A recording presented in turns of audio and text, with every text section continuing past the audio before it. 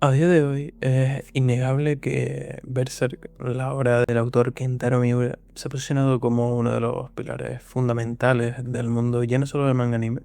sino de la ficción en general. Este seinen de fantasía oscura ha roto de forma reiterada los estándares de calidad, tanto narrativos como artísticos establecidos en el medio, logrando así expandir de forma considerable su popularidad desde un nicho de lectores conciso y particular hasta, bueno, cualquier Jimbro, ¿no? Que no se lee nada, que nos recomienda a su gurú calvo de confianza y que le promete volverle millonario a base de cursillos de motivación estoica barata. Incluso ellos no pueden evitar sentirse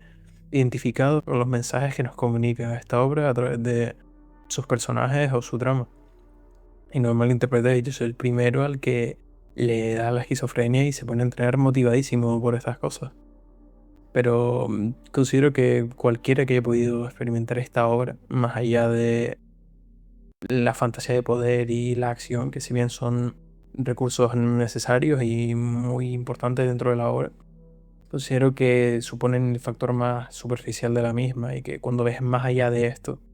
la historia te destapa unos mensajes impregnados de existencialismo y humanismo que son súper potentes y que como lector te hacen resonar muchísimo con lo que te cuenta el manga. Para mí particularmente Berserk significó pues un antes y un después en mi forma de experimentar la ficción. Recuerdo las sensaciones al terminar la adaptación al anime del 97 con ese desgarrador final del Eclipse y del cómo me movió a instantáneamente ir a leer el manga y a continuar la historia. Y es por esto que como mi primer vídeo siento que no podía empezar de ninguna otra manera que con un análisis y reflexión sobre mi producto favorito, diría que en cualquier ámbito del entretenimiento, que es...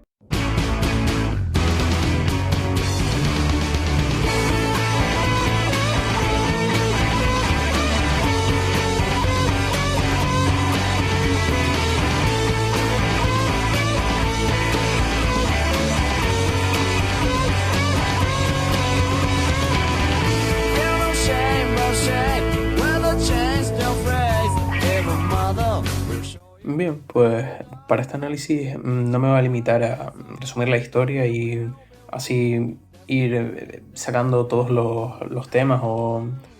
todas las ideas que me gustaría explorar o que explora la obra en sí, porque mi objetivo no es hacer un análisis generalizado de todos y cada uno de los temas que propone la obra, sino más bien exponer a detalle cuáles son los aspectos que han hecho más mella en mí y las reflexiones que he extraído de ellos con el paso del tiempo. Al final, si algo le sobra a Berserk son mensajes profundos y que nos invitan a establecer un paralelismo entre lo que leemos y la vida real. Entonces, en caso de que considere que hay algún tema que me gustaría explorar, siempre estoy a tiempo de hacer un nuevo vídeo con respecto a esto. Y pues, el primer concepto que me gustaría abordar es cómo mediante la evolución de nuestro personaje protagónico, el mangaka nos habla acerca del existencialismo, que para quien no lo sepa es una corriente filosófica que defiende el cómo las personas desarrollan su esencia o su forma de ser mediante su existencia y de cómo no es la propia existencia la que dicta un sentido preestablecido de propósito o carácter. Lo que quiero decir con esto es que básicamente los seres humanos decidimos cuál es nuestro rol, decidimos cómo somos, decidimos cuál es nuestro objetivo en la vida mediante nuestras vivencias, mediante las experiencias que vamos forjando con el paso del tiempo. Y que no es, por así decirlo, nuestra existencia inherente, el hecho de estar existiendo, lo que ya de por sí va a dictaminar un destino. Y pues, si bien es verdad que esto sobre el papel suena muy bonito y evidente, ¿no? Pues en muchos contextos sociales suponen una seria duda con respecto a este mensaje, ya que pues no siempre es sencillo que en nuestro entorno o más factores que no dependen directamente de nosotros se conviertan en limitadores o condicionantes de nuestra vida.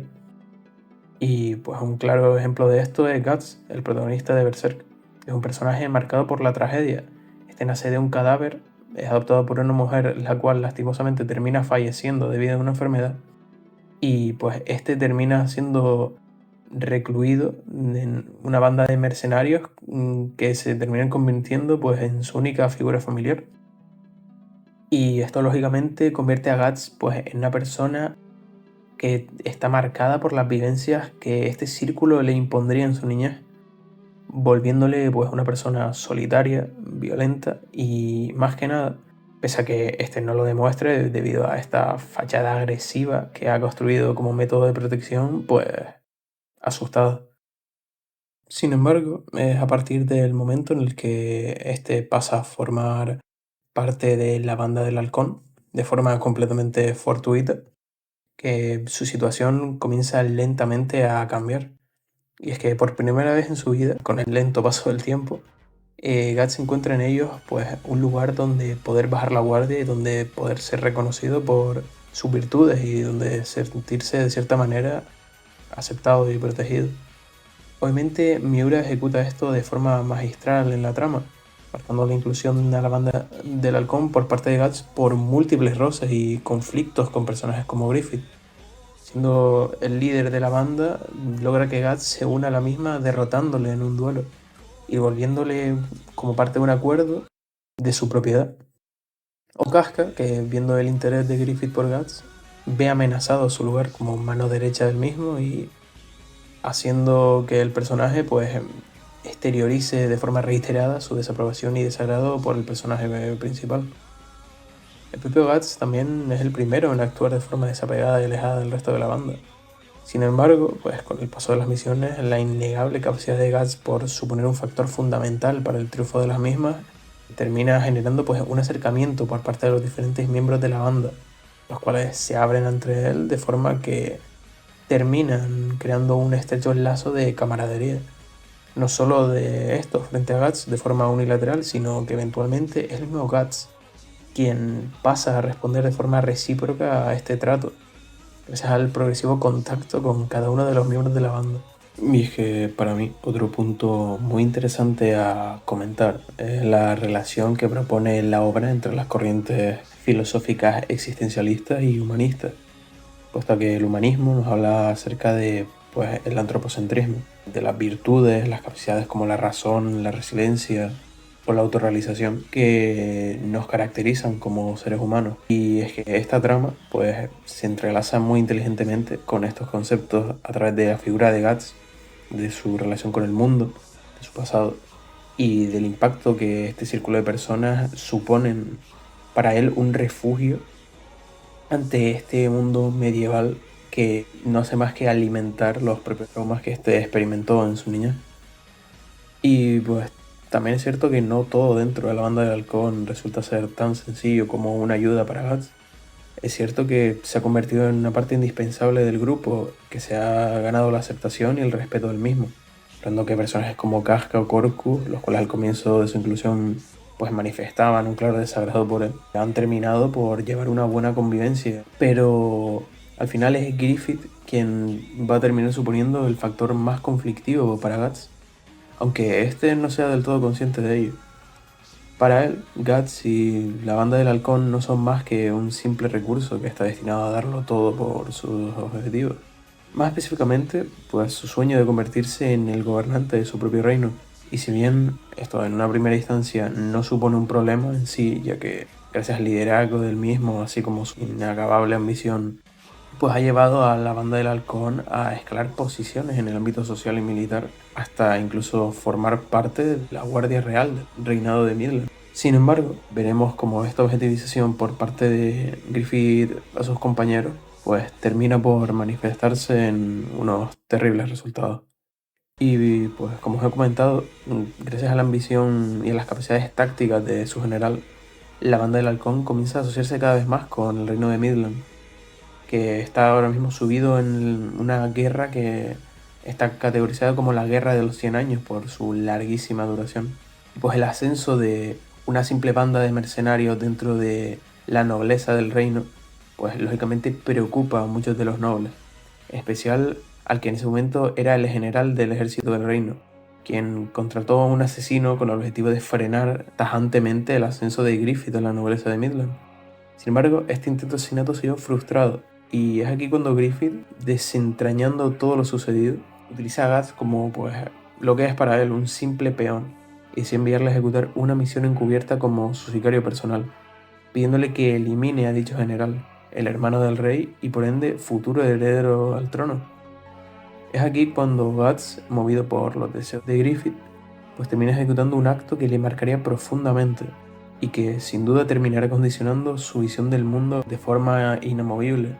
pues su lugar en el mismo y así como sus objetivos serán puestos en jaque, como veremos posteriormente. Y es que durante la misión, Guts comete un error crucial, lo que termina provocando que de forma involuntaria este termine quitándole la vida al hijo infante del general, un niño inocente. Esto manifiesta de forma tangible ante sus ojos muchos traumas de su niñez, viendo reflejado su pérdida de sentido de libertad y de derecho a la vida en este chico que pues ha perdido la vida frente a él, que es un soldado adulto que arremetió contra él sin previo aviso, sin ninguna clase de reparo y arrebatándole todo en ese preciso instante, convirtiéndose en el perpetrador de un acto tan despreciable como a los que se le sometió en tantas ocasiones durante su infancia. Sin embargo, Guts no tiene ni tiempo de sopesar lo sucedido, ya que nada más sucede este altercado, la guardia familiar detecta a Guts y comienza a perseguirle frenéticamente. Guts, malherido, logra darles esquiva utilizando el alcantarillado de la ciudad, donde a causa del cansancio y sus heridas comienza a tener visiones que reafirman su autopercepción monstruosa por el acto que acaba de cometer. Una vez es capaz de recobrar medianamente el aliento, este va en busca de Griffith para informarle de lo sucedido. Sin embargo, cuando finalmente da con él, escucha lo que para mí es una manifestación explícita de uno de los mensajes existencialistas de la obra, el cual se agrava teniendo en cuenta el paralelismo que existe entre estos dos personajes, Guts y Griffith. Uno, un soldado con su cuerpo y mente gravemente heridos, sucio por haber tenido que huir a través de las alcantarillas y exhausto hasta el borde del desmayo, mientras que el otro pues es un general recatado codeándose con la nobleza del reino, limpio y vestido para un baile real, hablando con la princesa del reino, la cual escucha embelesada cada una de sus palabras. Y es precisamente lo que éstas dicen lo que anuncia lo que deberíamos de saber ya a estas alturas, que para Griffith ningún igual, ninguna persona a la que pueda considerar estar a su altura, se limitaría a actuar bajo el yugo de los intereses ajenos. Para él, pese a que es innegable que existe un cariño por sus subordinados, él se ve por encima de cualquiera de los miembros de su ejército personal, puesto que ellos luchan por él y él lucha por sus propios intereses, y nada ni nadie más. Lo peor es que Guts y Casca escuchan este discurso alto y claro, lo que lejos de ofenderles o indignarles, lo ven como algo lógico, porque al fin y al cabo es algo que se ciñe al status quo en el que siempre han vivido. Están acostumbrados a ser unas simples herramientas y si bien es cierto que esto deja en Guts un sentimiento que aún no sabe cómo interpretar, la respuesta de ambos ante esta situación, lejos de indignarse o hacer algo al respecto, pues es simplemente ignorarlo y hacer como si nada, regresar sin mediar palabra, que es como mínimo desproporcionadamente leve para lo que claramente es una imagen peyorativa de los sacrificios y vidas que luchan por los ideales de Griffith y de la Banda del Halcón. Aunque lógicamente esta idea no se quedaría aquí, es que tras una de las batallas más intensas del manga, en la que Guts logra derrotar nada más ni nada menos que a 100 enemigos al solo, este comienza a reflexionar en las que considero son sin duda una de las mejores interacciones que nos ofrece la obra y que pues no me refiero a nada más ni a nada menos que la conversación que tienen Guts y Casca sobre la hoguera de los sueños que representa la Banda del Halcón.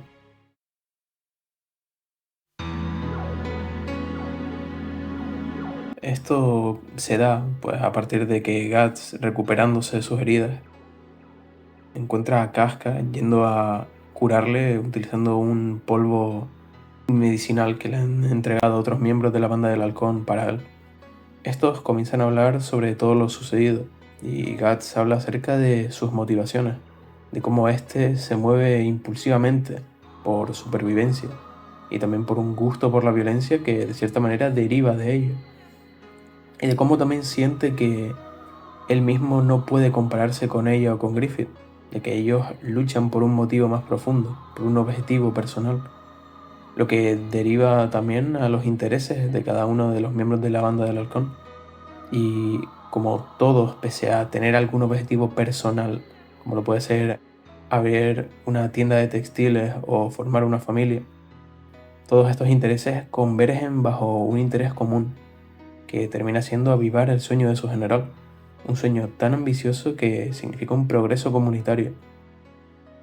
Esto se nos manifiesta visualmente de forma brillante a través de la imagen del campamento de los halcones, el cual está iluminado por un conjunto de antorchas que sirven como metáfora de los sueños de cada uno de estos mercenarios, las cuales terminan congregándose en una fogata de sueños, que en su conjunto convergen en lo que es la gran llama del sueño de Griffith. Tras esta conversación, termina siendo ineludible que, pese a ser parte indispensable del grupo, Guts no encaja dentro de estos intereses. Él no se mueve por ningún objetivo que podrá ser posteriormente realizado. No tiene nada que le importe más allá de su gusto por la lucha y este sentimiento por sobrevivir. Es por esto que Guts toma la decisión de continuar estando en la banda del Halcón, al menos mientras perdure la guerra de los 100 años del reino de Midland. Una vez concluya el conflicto, pues este partirá en busca de su propio objetivo, o al menos de la búsqueda de su sueño. Y así fue. Una vez terminó el conflicto, la banda del Halcón fueron ascendidos al máximo escalafón del ejército de Midland, otorgándoles el estatus de nobles a todos sus integrantes y asegurando un punto de estabilidad por el que tanto se había luchado. Sin embargo, como ya sabemos, esto no es suficiente para nuestro protagonista, quien, invadido por una duda existencial y una falta clara de objetivos, decide partir en solitario buscando respuesta a estas dudas que invaden su pensamiento. Aunque esto no sería tan sencillo como alejarse caminando felizmente de la banda y ya, puesto que Griffith sigue viendo a Guts como parte de su propiedad, su bien más preciado. Él supone un control y una fuerza que condiciona su estabilidad mental y tranquilidad hasta unos niveles de dependencia que,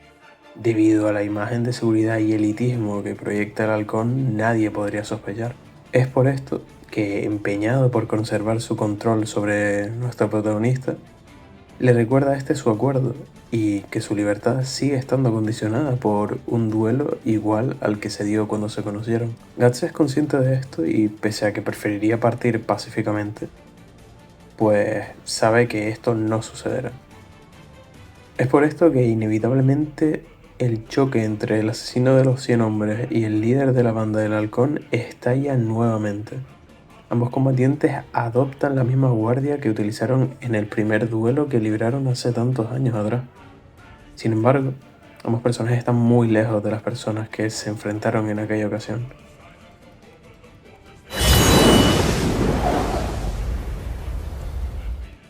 Tras un choque de espadas ensordecedor, pues Guts derrota a Griffith partiendo su sable con un único tajo de su espadón,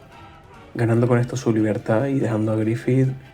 enfrentándose a una serie de sentimientos que este no pensaba volver a experimentar, más después de todos los últimos hechos que han pasado recientemente en su vida. Una humillación, un miedo y una incertidumbre que son sentimientos los cuales le impulsarían a comenzar el declive que pues terminaría sellando un destino fatídico para todos los personajes. Y es en este momento en el que me gustaría hacer una separación entre el manga de Berserk, el cual es la obra en su estado más magno, en su estado más completo, y como la visualizaba su autor, con su adaptación al anime, que este se realizó en el año 1997, y al cual le tengo bastante cariño a nivel personal.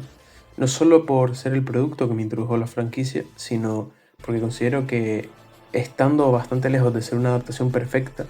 hay muchos matices que pueden elevar a la obra en ciertas aristas que el manga, por su formato, no logra alcanzar. Sin embargo, dentro de los factores que se quedan atrás, principalmente habría que discutir el tema del material eliminado que no se adapta en el anime y que sí está en el manga, que, bueno, pues ha sido prescindido del mismo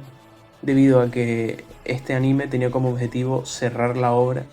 con el final del primer arco de la Edad Dorada. Es por esto que personajes como muchos de los apóstoles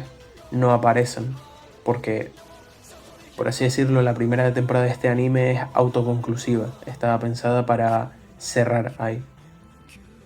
Quitando esto, considero que esta adaptación es sumamente polarizante, pero hay muchos factores que innegablemente elevan muchísimo la experiencia de este anime. En especial la banda sonora, que incluso a día de hoy se mantiene como una forma clara de caracterización de esta historia, con piezas tan reconocibles como el tema de Guts, el opening Tell Me Why o el ending Waiting So Long, que especialmente en los últimos capítulos suscitan unas emociones muy certeras en el espectador y pues que acompasan de manera magistral el tono pesimista que engloba los últimos capítulos. Así como la animación, pese a no ser para todo el mundo, pues a nivel personal considero que este estilo antiguo, oscuro y tosco contribuyen notablemente a la ambientación medieval de la historia y a la oscuridad de la misma. Dicho esto, no estoy mencionando esta adaptación al anime solo por cariño, sino que entre los diversos cambios que esta propone podemos identificar uno de ellos a nivel narrativo en esta etapa de la historia. Sin embargo, pues es otra de las virtudes las que quiero mencionar, que este anime logra encapsular de gran manera el mensaje existencialista de la obra mediante el uso de diversos recursos, como lo puede ser el ya mencionado tema de Guts, el cual la obra sutilmente implementa en todas las escenas que desglosan el psique de nuestro protagonista. Por ejemplo, durante la resolución de su primer duelo con Griffith, o mientras éste escucha el discurso sobre las personas a las que Griffith ve como iguales, o durante la conversación en la hoguera de los sueños. También en su partida con respecto a la banda del halcón. Y pues otra muestra del profundo carácter existencialista de esta adaptación es que este periodo de independencia por parte de Guts dura ciertamente poco. Y si bien es durante este que se da una de las reflexiones más importantes por parte del protagonista, siendo esta la primera noche que pasa en soledad, donde comienza a darse cuenta del irreemplazable vínculo que le une a Casca, a Judo, a Rickert y al resto de los integrantes de la banda del halcón, y comienza a darle vueltas a si éste ha tomado la decisión correcta, si ha hecho lo correcto al arriesgar su estabilidad personal por un incierto futuro que puede que traiga consigo una satisfacción personal y le llene espiritualmente, o termine de aislarle y quién sabe, terminar con su vida. En un mundo como el de Berserk, cualquier cosa puede pasar tanto para bien como para mal. Sin embargo, pues, como mencionaba, en el anime esta reflexión no se da. Sin embargo, saltamos directamente a Guts yendo a vivir con un herrero y su nieta. Durante este periodo, Guts se dedica a entrenar su cuerpo y reflexionar sobre su propio ser, sobre por qué hace las cosas que hace y de dónde viene esta obsesión suya por la espada. Y es mediante una conversación con este herrero que Guts encuentra la respuesta. Guts pues le consulta a este el por qué se dedica a la herrería. Y este le contesta que desde pequeño ha estado rodeado de hierros y de materiales de forja.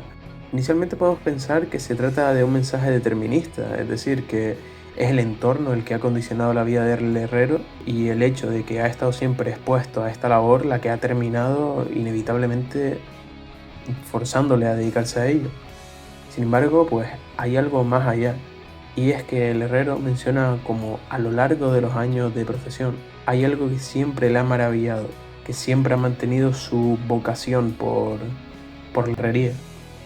Siendo esto, pues las chispas. Para él las chispas que saltan durante el proceso de forjado, según sus propias palabras, le hacen ver su vida pasar ante sus ojos durante un breve periodo de tiempo. Y es esa belleza efímera de una vida que él ha vivido a través de la misma profesión lo que le llena personalmente. Es tras esto que Guts lo entiende. Puede que esta obsesión por el combate se le haya sido impuesta por una cuestión de supervivencia, pero le guste o no, ha vivido toda la vida dedicándose a ello. Y no solo ha logrado mejorar en niveles inimaginables, sino que ha logrado ver la belleza en la crudeza del combate. Como el artista marcial que encuentra la paz en el pulimento de sus técnicas y ejecución, Guts considera que las chispas que surgen durante el choque de las espadas en combate son el reflejo mismo de su vida. Este punto es vital ya no solo para el personaje, sino para nosotros como lectores, ya que también nos supone una contundente moraleja. Y es que, en palabras del neurólogo y psiquiatra Viktor Frankl, en su libro El hombre en busca de sentido, la búsqueda de sentido del hombre es la motivación primaria en su vida, y no una racionalización secundaria de los impulsos instintivos. Este sentido es único y específico, en el sentido de que debe y puede ser cumplido solo por él. Solo entonces alcanza una significación que satisfará su propia voluntad de sentido. Aquí lo que se nos comunica es que el personaje de Guts ha estado toda la vida viviendo en un sentido de piloto automático. Esto condicionado por su entorno que vulneraba completamente su sentido de supervivencia, haciendo que este fuese su único foco en todo momento. Sin embargo, una vez este logra llegar a un punto de relativa estabilidad y experimenta ciertas vivencias que le instan a profundizar en su conciencia, el protagonista comienza a sentir ese vacío de propósito que estoy seguro que muchísimas personas han llegado a sentir en sus vidas. Y es por esto que la introspección y el desarrollo personal supone un factor indispensable para el progreso del individuo, ya que la forma de encontrar un sentido dentro de esta ambigüedad existencial parte de un conocimiento del propio ser y de los factores que nos definen de forma subjetiva y particular. Con esto lo que quiero decir es que este vacío inevitablemente ha de llevar a una mejor comprensión personal de uno mismo, a conocer nuestras virtudes, nuestros valores, nuestras preferencias, últimamente objetivos que terminan por definir un sentido que, si bien nos ayuda a llenar este vacío, hay que ser conscientes que también de que no es algo inamovible ni fijo. Los seres humanos cambiamos, evolucionamos constantemente y a menudo este sentido de propósito y esta autopercepción fluctúa en base a nuestras vivencias. Este periodo de desarrollo personal de Guts, si bien es sumamente enriquecedor, llega a un abrupto final en el momento en el que escucha que se estaba gestando un asedio sobre la banda del halcón. Al parecer, Griffith, sin motivo aparente, había sido encarcelado y la banda, con Casca ahora como su líder, estaba siendo perseguida por el ejército del rey de Midland, quien busca la erradicación de la misma. Es en este momento donde Guts decide regresar con sus compañeros y tratar de resolver lo sucedido, reuniéndose con ellos en el momento preciso en el que estos hacían frente a un ataque por parte de unos asesinos de la distante región de Kushan. Gracias a la intervención de nuestro protagonista, lo que queda de la banda del halcón logra repeler esta emboscada y es recibido con los brazos abiertos por parte de todos los integrantes de la banda, de todos menos de Casca. Estos se retiran a hablar en privado y es aquí donde probablemente se dé el momento más bonito que tiene la obra por ofrecer, lo que Casca se abre sobre su debilidad, sobre cómo toda la situación la está superando y de cómo no ve ninguna luz al final del túnel. Ha perdido toda esperanza y, de no ser por Guts, esta se hubiese arrojado a un precipicio. Sin embargo, pues Guts reacciona y le salva la vida. Es aquí donde ambos comprenden que, pese a todos los altibajos, todas las batallas, las heridas, los conflictos, siempre han estado ahí el uno para el otro. Ambos han ayudado a la otra parte a poder seguir adelante, tanto cubriéndose las espaldas en el campo de batalla como impulsando su carácter para superar las adversidades.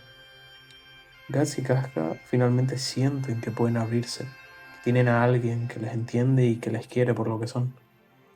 Ambos conectan tanto a nivel físico y emocional de forma que supone una enorme catarsis para el espectador, que por fin puede ver cómo entre todo este conflicto que les rodea, tantas batallas, tras tanto sufrimiento, estos dos personajes encuentran la paz, la aceptación y el cariño que tanto necesitaban, ayudándoles también a poder explorar sus traumas del pasado, ambos comunicando sus terribles experiencias en la infancia por primera vez, de forma que pueden liberarse de cierta manera de este duro lastre, siendo que ya no es algo que les pesa en la mente y habiendo podido exponerlo ante una persona que no solo lo entiende, sino que ha podido vivir experiencias muy similares, que no les va a juzgar ni va a ver esto como una debilidad, sino todo lo contrario, que pretende ayudarles a sanar. Y es aquí, con esta conclusión, que nace un vínculo que no solo acompañará a Guts por toda su vida, sino que será el principal hilo conductor de la narrativa de aquí hasta el final de la obra, el cual incluso a día de hoy sigue estando por llegar. Y es que no solo nace este nuevo sentimiento para Guts y Casca, sino que es algo que comienza a abrirle los ojos a nuestro protagonista con respecto a su futuro y a lo que él quiere para este. Si bien este sigue empeñado en su sueño de seguir mejorando como espadachín y luchar contra rivales fuertes sin tener que verse reprimido por los objetivos de nadie más, este ahora le pide a Casca acompañarle una vez rescaten a Griffith y este pueda volver a encargarse de la banda del halcón. Prosiguiendo con la trama,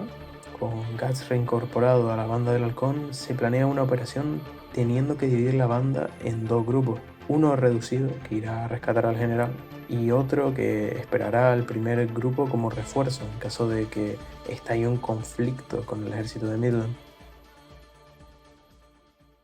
Con la ayuda de la princesa de Midland, que sigue enamorada de Griffith pese a la desaprobación de su padre, el primer grupo, compuesto por Guts, Casca, Judo y Pippin, logra entrar a la Torre del Renacimiento, en la que se encuentra recluido Griffith. Una vez el grupo llega, se encuentran con una dura realidad, y es que Griffith no es más que un cascarón vacío de lo que fue en su día. Había sido torturado, trozos de su piel arrancados de su cuerpo, todos los tendones cortados así como su lengua. Estaba severamente desnutrido y como remate final se le había colocado un casco cerrado con un candado que se asemejaba al que éste solía usar en batalla en forma de humillación. Ante esta lúgubre imagen, el grupo asumió que la banda del halcón nunca podría retornar a su antigua gloria, no sin su gran general. De igual manera, no les quedaba de otra que intentar salvar al que por aquel entonces seguía siendo su amigo, labor que fue extremadamente complejo el proceso, ya que el rey de Midland dedicó todos sus recursos a que el traidor no escapase de su prisión. Sin embargo, tras una serie de encarnizadas batallas contra el ejército de Midland, un grupo de asesinos cuyanos llamados los Bakiraka, que eran los que anteriormente habían intentado asaltar el campamento de los halcones, y otra batalla contra una división particularmente letal y perturbadora del ejército de Midland, llamados los Perros Negros, cuyo general se convirtió en un tipo de monstruo que a la hora nos presentaría en un futuro como apóstol. Pero nada de esto fue suficiente. La banda del halcón supo imponerse frente a todos estos obstáculos. Y si bien ya todos eran conscientes de que la situación de su general era bastante complicada, pues aún quedaban algunas esperanzas para la banda de mercenarios. Por su lado, Guts finalmente había terminado con su labor. Griffith estaba de vuelta con la banda y él debía regresar a su vida lejos de la banda del halcón. Sin embargo, algo dentro de él le hacía sentir que debía quedarse por más tiempo. Y casi como si pudiese leer su pensamiento, Judo, uno de los miembros más importantes del grupo y más cercano a Guts, se acercó para hablar con él. Le habló de cómo sabía que sus objetivos estaban lejos del grupo de mercenarios y que ahora que había regresado con Griffith ya no era necesario que éste se quedase o sintiese que está en la obligación de quedarse, asumiendo él el rol de nuevo líder de la banda del halcón para que Casca pudiese irse con él. Guts seguía indeciso con qué hacer, hasta que a sus espaldas aparecen el resto de los miembros de la banda del halcón. Estos habían escuchado la conversación y le rogaban a su estimado general que no les abandonase. Todos le pedían llevarlos con él y, lejos de esto ser un reclamo o una exigencia, se convirtió en una genuina muestra de admiración por parte de los compañeros con los que tantas experiencias había vivido. Suena casi distópico a estas alturas, pero verdaderamente Guts había logrado un sueño que hasta aún no se había ni planteado. Ha encontrado su lugar en el mundo, gente que le quería y le respetaba, una mujer que le entendía y le cuidaba, y una vida que le permitía seguir formándose como guerrero. Y es que este es uno de los mensajes humanistas más fuertes de la obra, en el que Guts se da cuenta de cómo, a pesar de haber sido a lo largo de toda su vida una persona sumamente solitaria,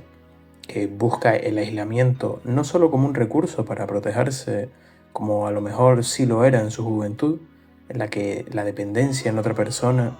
era una debilidad que éste no se podía permitir, sino como una fuente de paz que a menudo suscita las mayores reflexiones que le han ayudado a comprender la persona que es a día de hoy. Incluso él no ha podido seguir renegando de sus sentimientos, y es que el propio Guts ha terminado aceptando que, si bien es alguien que disfruta notablemente del silencio y la soledad, ha encontrado que su felicidad va de la mano de las personas y las relaciones que éste ha creado con el paso del tiempo, y de estar acompañado de estas personas a las que tanto quiere. Y esto no significa perder esa soledad que tanto disfruta, significa no rehuir de estas personas a través de un escapismo que podría haber sido esta percepción de que su sueño era incompatible con cualquier tipo de relación interpersonal. Aquí lo que se nos comunica es que los seres humanos necesitamos los unos de los otros, por muy fríos o solitarios que podamos ser.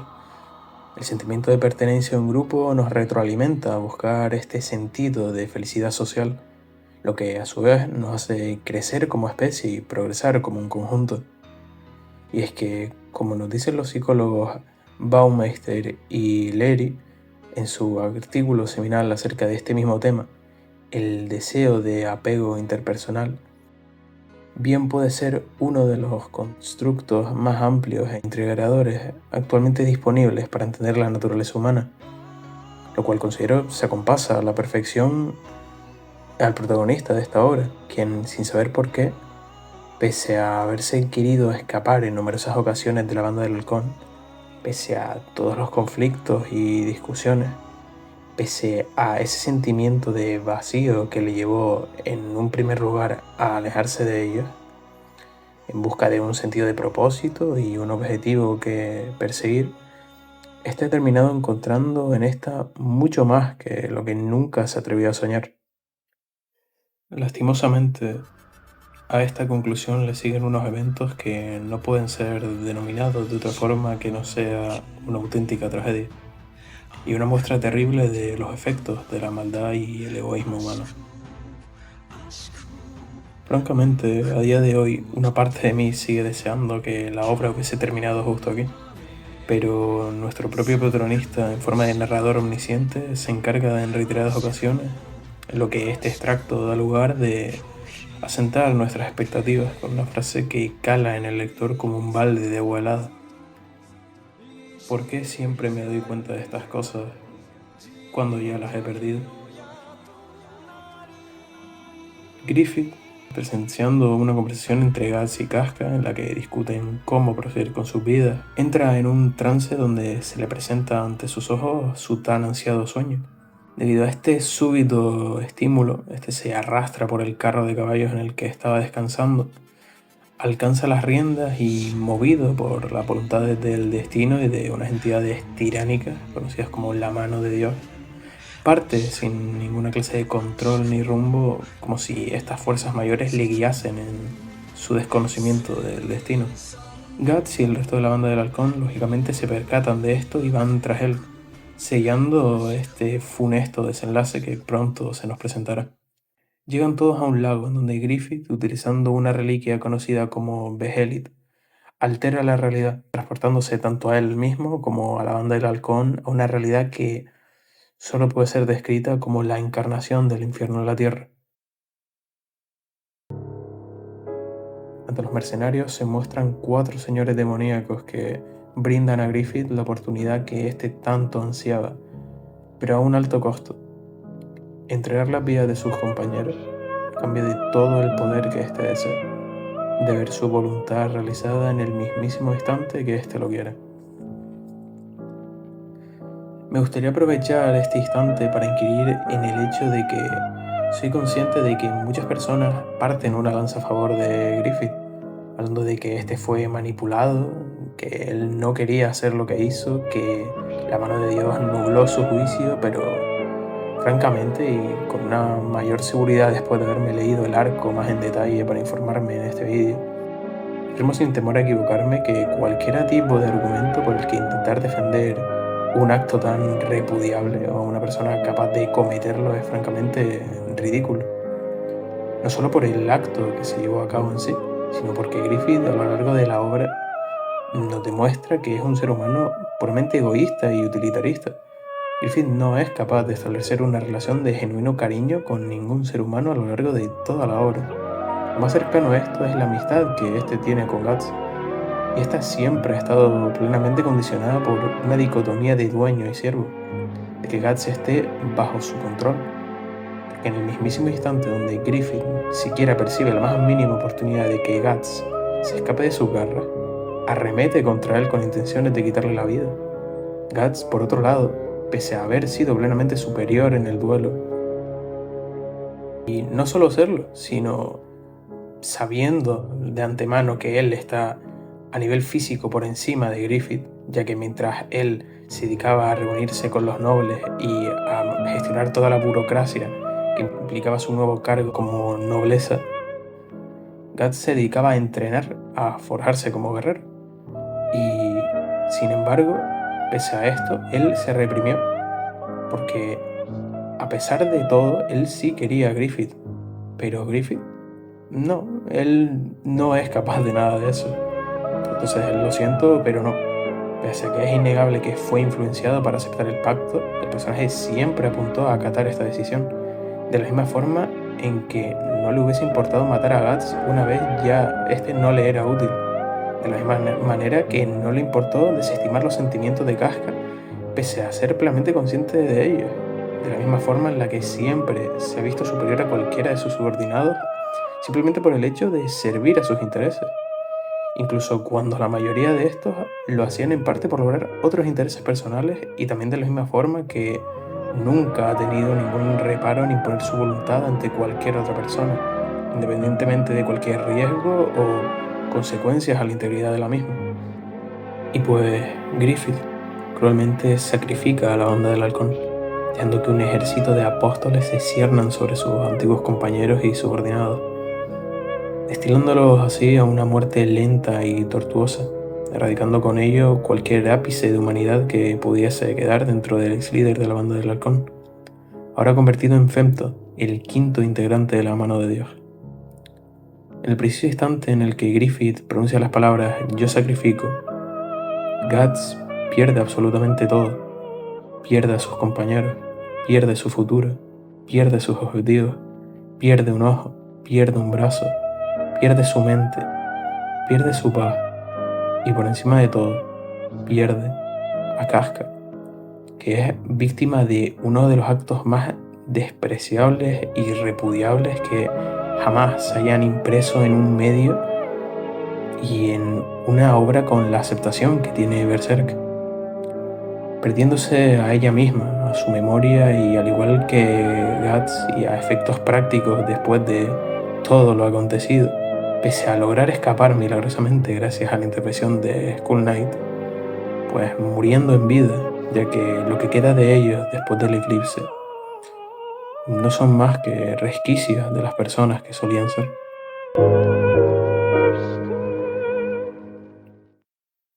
Aún recuerdo cómo fue experimentar todo esto por primera vez.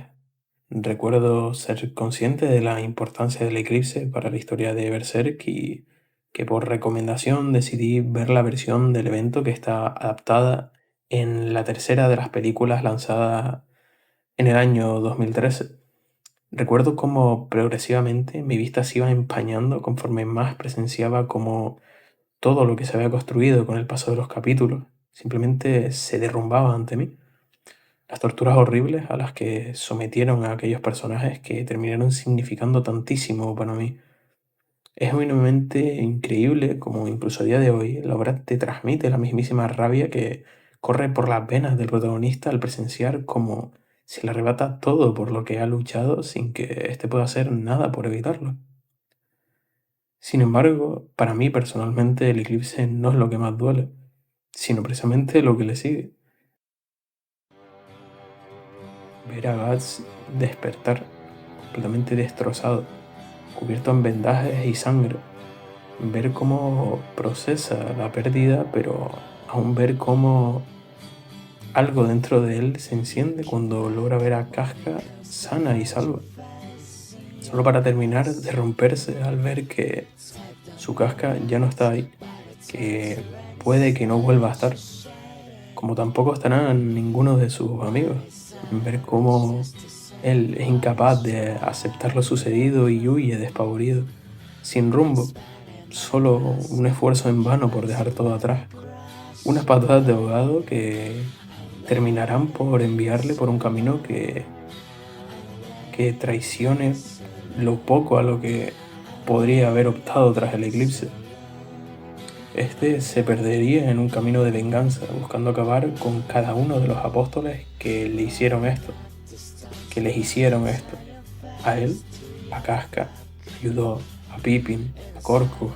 y a cada uno de los miembros de la banda del halcón.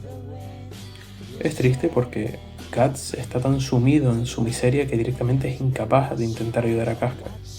En parte porque está cegado por la venganza, pero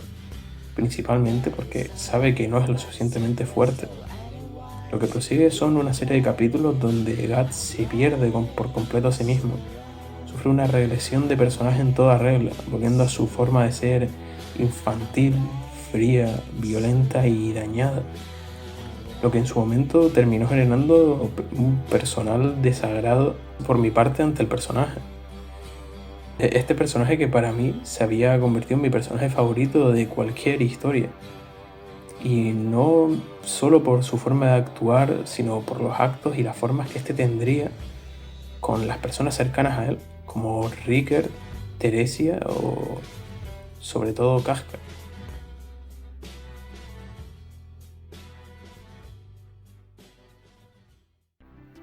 Como podéis ver, Berserk no es precisamente una obra suavecita. Es un manga muy duro que de forma explícita trata de romper a sus personajes constantemente, exponiéndoles a un mundo que de forma deliberada busca sumirlos en un oscuro destino que se les ha asignado de forma preestablecida. Y esto no es algo fortuito, ya que si bien a nivel personal considero que si algún defecto tiene esta historia es el uso reiterado de situaciones y actos excesivamente repulsivos que buscan generar una respuesta de shock en el espectador. Y que está bien, yo entiendo que es una obra de fantasía oscura y que estos momentos están ahí por una cuestión de ambientación y de crudeza, pero sí considero que muchas veces se recae demasiado en el buscar una reacción fácil mediante el uso de sucesos de extrema perversión en vez de hacer un uso más correcto de los mismos, a fin de profundizar en el mundo y la ambientación de su historia. Por otro lado, esto se entrelaza con el último tema que quería abordar en esta reflexión, puesto que con estas situaciones tan duras y los diferentes trasfondos de los diversos personajes se nos ofrece otra idea sumamente interesante: el determinismo frente al libre albedrío del espíritu humano. A lo largo de toda la obra, no solo a través del protagonista, sino de un sinfín de personajes, podemos ver cómo sus vidas están condicionadas tanto por su punto de partida en la vida como por diversos sucesos que ocurren por factores externos a su control, pero que terminan suponiendo un grave condicionante para sus vidas. Ya sea el caso de Guts, que fue adoptado por el líder de una banda de mercenarios que desde una temprana edad le expuso a la violencia y a peligros de muerte. Se negó a brindarle cualquier tipo de afecto y por encima de todo se nos habla de que este vendió a Guts a otro mercenario de la banda, traumatizando permanentemente a Guts tan solo para luego encima, en un arranque de locura, tratar de asesinarlo y terminar causando su propia muerte por un reflejo involuntario en defensa propia del chico. O en el caso de Casca, está siendo una chica que fue vendida a un noble para que su familia pudiese subsistir, sin que se tuviese un menor reparo por su bienestar y que gracias a la aparición de Griffith en su vida, es cierto que ésta pudo encontrar un sentido de libertad, pero que seguiría implicando una serie de limitaciones para ella. Por un lado, el sentimiento de que al ser una mujer está de estar demostrando su valía para la guerra, ya que en un entorno en el que esto supone una vulnerabilidad, es su único mecanismo de defensa. Y por otro lado, obsesionándose con su salvador y persiguiendo un afán de aprobación y afecto que nunca llegaría. Sin embargo, también hay un caso que nos sentó un precedente que se antepone a este mensaje, que en una primera instancia podría parecer puramente optimista y positivo, el de Griffith, ya que el líder de la banda del Halcón también tuvo que enfrentarse a situaciones imposibles con tal de luchar por sus objetivos, ya que si bien es cierto que ciertos aspectos de la causalidad iban partiendo en su favor, como por ejemplo a través de la obtención del Behelit carmesí, este nació como un niño pobre y huérfano sin hogar, con un objetivo extremadamente ambicioso. Con el tiempo luchó por fundar su propia banda de mercenarios y, si bien pudo progresar poco a poco, él mismo tuvo que hacer sacrificios como vender su cuerpo a un noble cuando era necesario traer comida a la boca de sus soldados, o directamente viendo cómo soldados entregaban su vida sin titubear por su sueño.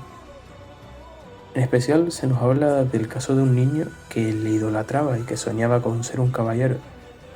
Sin embargo, este terminó falleciendo en una batalla y esto sin duda marcaría a Griffith, reafirmando su ambición hasta límites insanos y obligándole a frivolizar sus sentimientos. Y es que una vez más,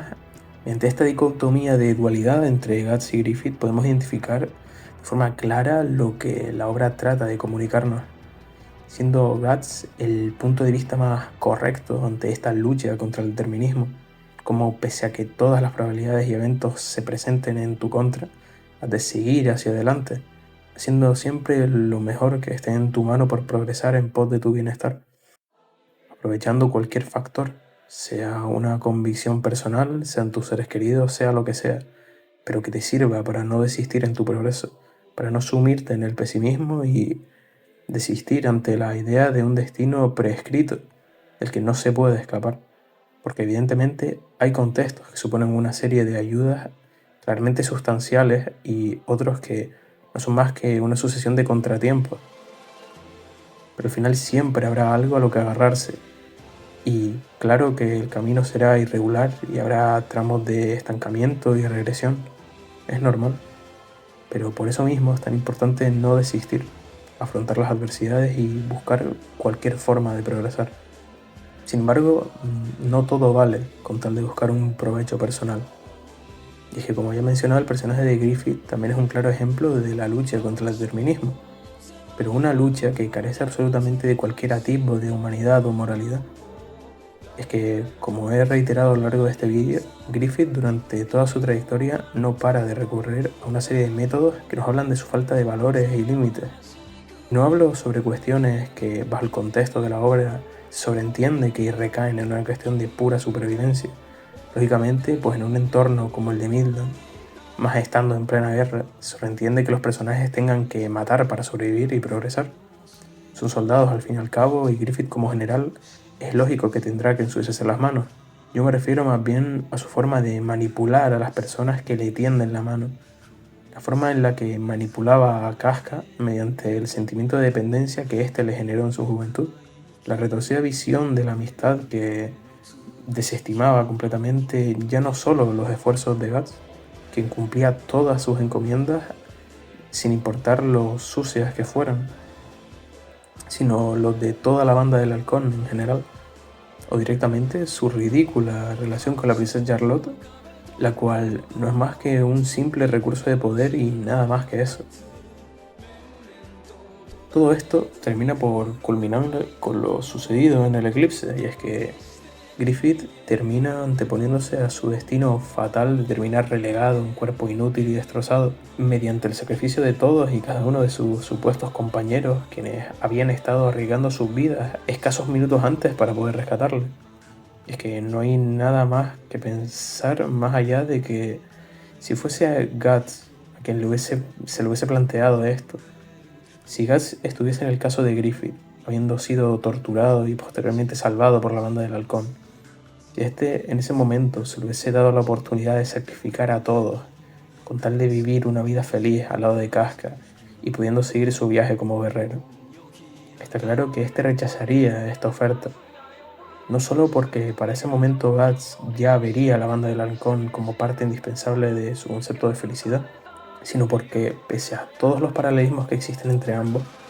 Guts y Griffith son fundamentalmente opuestos en lo más profundo de su concepción moral, poseyendo Guts una perspectiva que le une irreverentemente no solo a sus seres queridos, sino a cierta manera de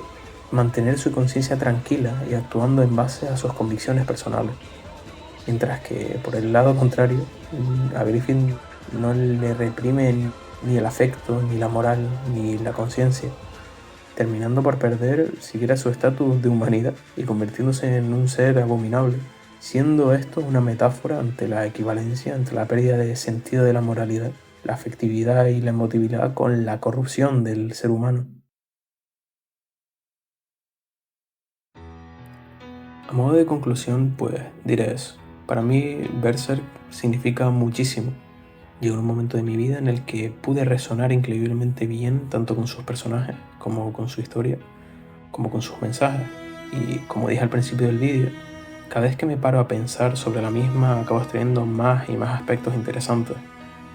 Los temas de los que nos habla, el existencialismo y el cómo encontramos los seres humanos, nuestro sentido de propósito, el humanismo y cómo es natural para las personas buscar un sentido de unión que proviene del sentido de progresión que éste confiere, o la idea del rechazo ante el determinismo. Y es que incluso el propio Guts, tras haber perdido todo, después de haberse traicionado a sí mismo y a sus seres queridos, después de haberse sumido en el más absoluto pozo de desesperación y pesimismo, incluso él, por pura resiliencia, por puro sentido de responsabilidad por Casca y por sus compañeros caídos, siguió adelante, conoció nuevos aliados, nuevas amistades, y es que quién sabe, puede que hasta una tragedia cruda y oscura como lo es esta pueda tener un final feliz.